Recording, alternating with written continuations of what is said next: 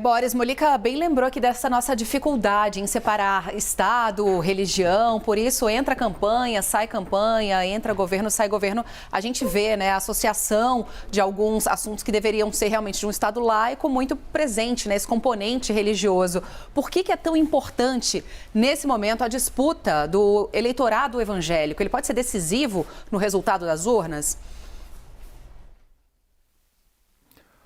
Olha, Stephanie, o Estado brasileiro é laico, procura se comportar como Estado laico, mas existe na população uma presença religiosa. O Estado é laico. Existe um perigo lá para o futuro que partidos políticos organizados pelas religiões assumam o poder.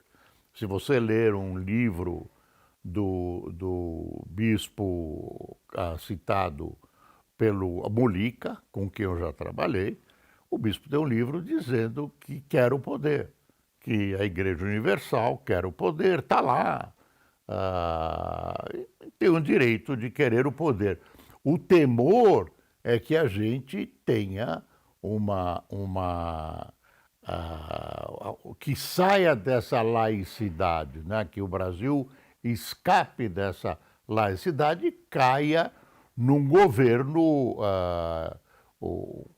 muçulmano e que as regras que ditem a política dentro do Brasil sejam comandadas por uma religião. É isso que a gente não quer, considerado um retrocesso. Se bem que religião é uma coisa boa, etc, etc. Agora, de alguns anos para cá, os evangélicos vêm crescendo, se tornaram uma força política. O bispo Edir Macedo, por exemplo, tem um grande império de comunicação, existem outras participações. Os evangélicos exploram muito bem a comunicação e se criou um ambiente tal em que, em alguns setores evangélicos, especialmente os pentecostais ou neopentecostais,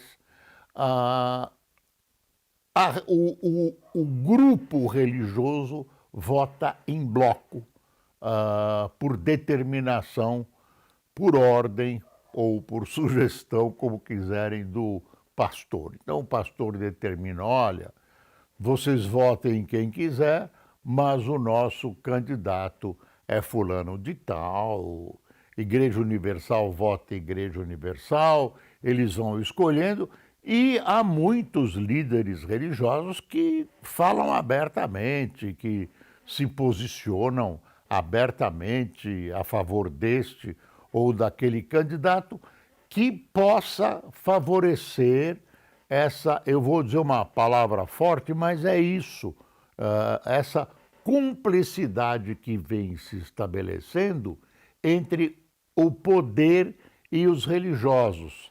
Até então, quem ocupava esse tipo de poder, com menos intensidade, mas ocupava, era a Igreja Católica. Eu me lembro que a gente dizia, compareceram à cerimônia as autoridades civis e eclesiásticas, civis, militares e eclesiásticas. Era uma constante nos anos 50 e 60. A Igreja Católica era presente, amarrava de maneira mais sutil os seus fiéis, que também eram orientados a votar em quem a igreja queria. Os candidatos da igreja tinham muita força. Enfim, as coisas estão mudando, o Brasil está mudando, os personagens estão mudando e existe esse perigo de um avanço a ponto de uma igreja tentar assumir o poder aqui no Brasil. Agora, o Lula fala uma coisa, né, faz uma digressão contra as igrejas e a aproximação do Estado com a igreja e manda fazer manda fazer os sites para poder ganhar alguns votos que, neste momento, são importantíssimos para uma tentativa de vitória ainda no primeiro turno, o que está ficando cada vez mais difícil. É isso.